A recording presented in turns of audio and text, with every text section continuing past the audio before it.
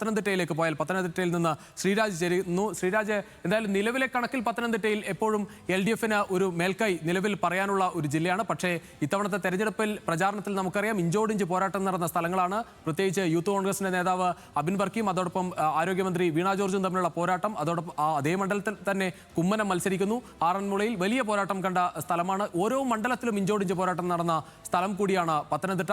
എങ്ങനെയാണ് ഇത്തവണ പോളിംഗ് ശതമാനവും മറ്റ് അവിടെ നിന്നുള്ള കൂടുതൽ വിവരങ്ങൾ? രുചീഷ്, ഏറ്റവും ഒടുവിലെ കണക്കനുസരിച്ച് 70.34 പത്തനംതിട്ട ജില്ലയിലെ ഇതുവരെ ഉണ്ടായ പോളിംഗ്. അത് അന്തിമമല്ല.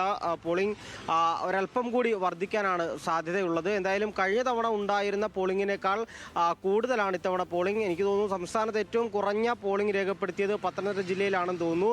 അത്തരത്തിൽ നോക്കുകയാണെങ്കിൽ ഇടത് വലത് മുന്നണികൾ ഒരേപോലെ പ്രതീക്ഷിക്കുന്നത്, അല്ലെങ്കിൽ ഈ വോട്ടിംഗ് സമയമെല്ലാം കഴിഞ്ഞ ശേഷം അവരോട് സംസാരിക്കുമ്പോൾ മനസ്സിലാക്കാൻ സാധിക്കുന്നത്, അല്ലെങ്കിൽ അവർ പറയുന്നത് തങ്ങൾക്ക് വോട്ട് ഇത്തരത്തിൽ സംസ്ഥാനത്ത് തലത്തിൽ പരിശോധിച്ചു കഴിഞ്ഞാൽ കുറഞ്ഞത് തങ്ങൾക്ക് അനുകൂലമാകുമെന്നൊരു വിലയിരുത്തലാണ് അവർക്കുള്ളത്. LDFും UDFും ഒരുപോലെ അത്തരത്തിലുള്ള പ്രതീക്ഷ കൈവെക്കുന്നുണ്ട്. എന്തായാലും നിലവിൽ 5 മണ്ഡലങ്ങളും ഇടതുമുന്നണിക്കൊപ്പമായിരുന്നു എന്ന് പറയുമ്പോൾ പോലും തദ്ദേശ തെരഞ്ഞെടുപ്പിലടക്കം നേരിട്ട കനത്ത തിരിച്ചടി ഇടത് ക്യാമ്പിന് നൽകുന്ന ആശങ്ക ചെറുതല്ല.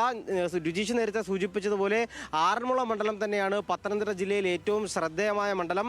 വീണ ജോർജും അബിൻ വർക്കിയും സ്ഥാനാർത്ഥികളായി LDFിൻ്റെയും UDFിൻ്റെയും സ്ഥാനാർത്ഥികളായി വന്നതോടുകൂടി തന്നെ വലിയ തരത്തിലുള്ള ശ്രദ്ധ പിടിച്ചു പറ്റിയ ഒരു മണ്ഡലം കൂടിയായിരുന്നു ആറന്മുള. അവിടേക്ക് കുമ്മനം രാജശേഖരൻ കൂടി എത്തിയതോടെ ഒരു ഘട്ടത്തിലൊക്കെ ത്രികോണ മത്സരം നടക്കുന്ന, ത്രികോണ പോരാട്ടം നടക്കുന്ന ഒരു മണ്ഡലം എന്ന വിലയിരുത്തലും ഉണ്ടായി. എന്തായാലും കുമ്മനം രാജശേഖരൻ ആറന്മുള മണ്ഡലത്തിൽ പിടിക്കുന്ന വോട്ടുകളുടെ എണ്ണം വിജയിയെ തീരുമാനിക്കുന്നതിലൊരു നിർണായക ഘടകമായി മാറാൻ സാധ്യതയുണ്ടെന്നാണ് നിലവിൽ മനസ്സിലാക്കാൻ സാധിക്കുന്നത്. എന്തായാലും വികസനമടക്കം ആറന്മുള മണ്ഡലത്തിലെ വികസനവും അതുപോലെ ആരോഗ്യ മേഖലയുടെ വളർച്ചയും അടക്കം ചൂണ്ടിക്കാട്ടിയാണ് ഇടത് ക്യാമ്പ് തെരഞ്ഞെടുപ്പിനെ നേരിട്ടതെങ്കിൽ ആറന്മുള മണ്ഡലത്തിലുണ്ടായ വികസനങ്ങളൊന്നും അതിൻ്റെ പൂർണ്ണതയിൽ എത്തിക്കാൻ സാധിച്ചില്ല എന്നും അതുപോലെ തന്നെ ആരോഗ്യ വകുപ്പിന് തന്നെ ഉണ്ടായ വീഴ്ചയും ഉയർത്തിക്കാട്ടിയായിരുന്നു അവിടെ UDF പ്രചരണം നടത്തിയത്. എന്തായാലും അവിടെ ആര് ജയിക്കുമെന്നത് ഒരു പ്രവചനത്തിന് മുതിരാൻ കഴിയുന്ന ഒരു സാഹചര്യമല്ല നിലവിലുള്ളത്. മറ്റൊരു മണ്ഡലം കോന്നിയാണ്. കോന്നിയിൽ ജനീഷ് കുമാർ വലിയ ഭൂരിപക്ഷത്തോടെ, വർദ്ധിത ഭൂരിപക്ഷത്തോടെ ജയിച്ചു വരുമെന്ന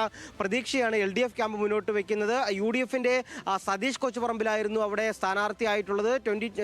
BDJസിൻ്റെ സ്ഥാനാർത്ഥിയായിരുന്നു, BDJസിൻ്റെ സീറ്റായിരുന്നു അവിടെ. NDA സ്ഥാനാർത്ഥിയായി സുന്ദരേശനായിരുന്നു അവിടെ മത്സരിച്ചത്. എന്തായാലും അവിടെ ഒരു CPIM BJP ഡീൽ എന്ന ആരോപണമൊക്കെ ആദ്യഘട്ടത്തിൽ UDF ഉന്നയിച്ചിരുന്നു. അത്തരത്തിൽ കനത്ത മത്സരം അവിടെ നടക്കുന്നെങ്കിൽ പോലും ഇടത് ക്യാമ്പ് ഉറച്ചു വിശ്വസിക്കുന്നത് പത്തനംതിട്ട ജില്ലയിൽ ഏറ്റവും വലിയ ഭൂരിപക്ഷത്തിൽ ജയിക്കാൻ പോകുന്ന ഒരു മണ്ഡലം കോന്നി മണ്ഡലം എന്ന് തന്നെയാണ്. എന്തായാലും പക്ഷേ കോന്നി മണ്ഡലത്തിലെ മാത്രം വോട്ടിംഗ് ശതമാനം എടുത്തു നോക്കിക്കഴിഞ്ഞാൽ വലിയ കുറവ് അവിടെ സംഭവിച്ചിട്ടുണ്ട് എന്നാണ് മനസ്സിലാക്കാൻ സാധിക്കുന്നത്. മറ്റൊരു മണ്ഡലം റാന്നി മണ്ഡലമാണ്. റാന്നി മണ്ഡലത്തിലും താരതമ്യേന പോളിംഗ് കുറഞ്ഞ ഒരു സ്ഥിതിയാണുള്ളത്.